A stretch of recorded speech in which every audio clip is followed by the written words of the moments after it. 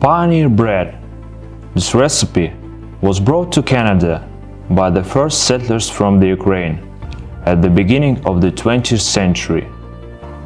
Rye bread was an important part of their culture, and they wanted to introduce their traditions to the local community. Pioneer bread is 100% rye bread, rye sourdough with 100% hydratation. The night before, we leave the sourdough for fermentation. We also leave sunflower seeds in a bowl of water for the night. This way, the seeds will absorb moisture, and later, they will not absorb moisture from the dough. The following day, in the morning, we drain the excess water from the bowl with seeds. Transfer the sourdough and seeds into a mixer, but remember to keep some seeds for later use. To sprinkle on top of the bread, add water, rye flour and salt to your sourdough. Mix the dough. Take it out and allow it to ferment.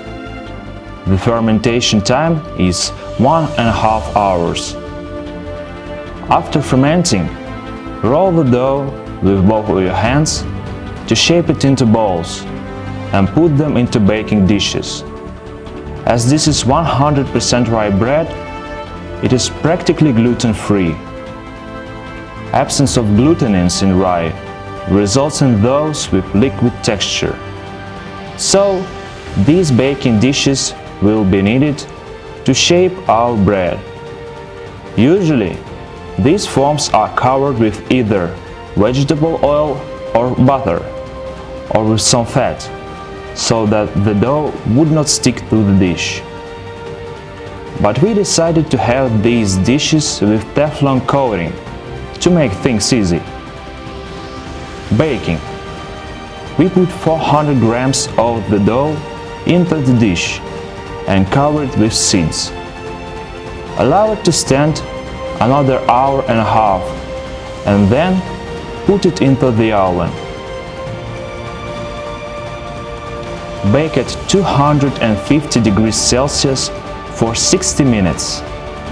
But by the end of this period, the traditional oven will cool down to 210 degrees Celsius.